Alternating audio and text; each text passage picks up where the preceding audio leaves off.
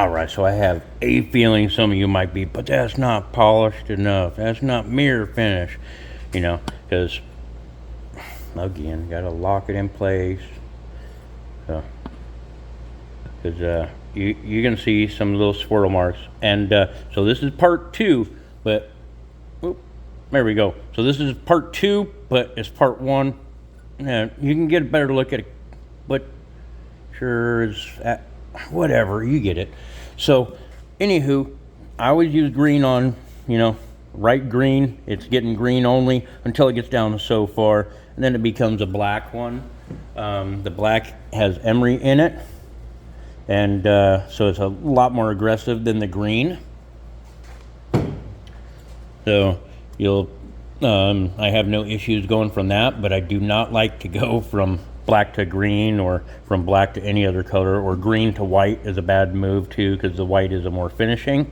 So but green is my, this thing was, I think, like, you know, you had a pretty long bar there at one point in time, because I use it quite often. But it does not take very much to go on this wheel, so you'll see. But this is the go-to when it comes to aluminum, stainless, any of them. This is my go-to. So if you can only get one, this is the one. And then the rest of it can be taken out 100% by hand. But in order to get a real shine on it, you're going to need some rouge. If you want to do it by hand, yes you can, but it's going to take you a lot longer than it will using this, of course. So just a homemade machine that I have here that we made. So works great. 220 machine, but let's get to it and have some fun. Got to wear gloves with this, so usually take my old welding gloves. And a lot of people, I've seen some comments of, and you notice I don't sit there for an hour and just fill that thing full. I don't need that. But some people have made comments like, yeah, your gloves will last longer, but realistically it doesn't do much to the gloves, just polishing the leather. So these are old, used, beat up gloves to begin with, you know, the holes in them. Sometimes it gets a little hot in those areas. So, but let's get the polishing.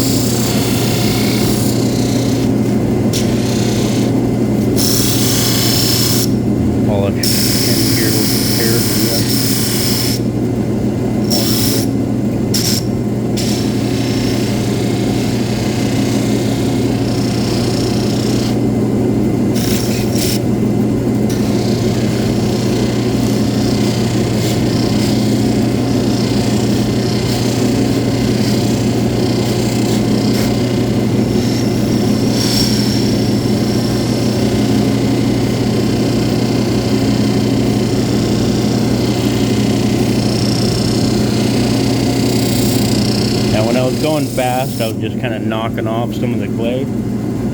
You don't want to go fast over the surface. You want to do nice smooth passes like that. If you go fast like this, it'll skip over areas and it'll do it right now. If you go too fast, you just end up skipping over areas and it kind of skips along. So barely push on your final passes and everything. With the green, you know, lighter you go and shinier it's going to get, of course.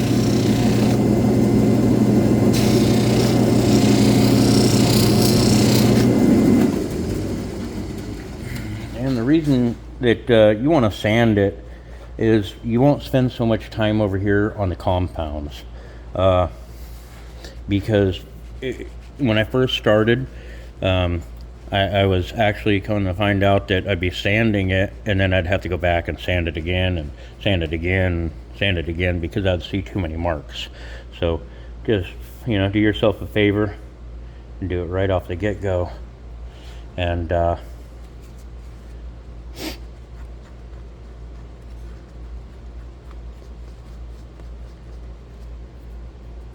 do the sanding until you can't see those bad marks in that 15, you know, 100 to 2000 grit or beyond. You know, the farther you go, of course, the more polished it's going to get.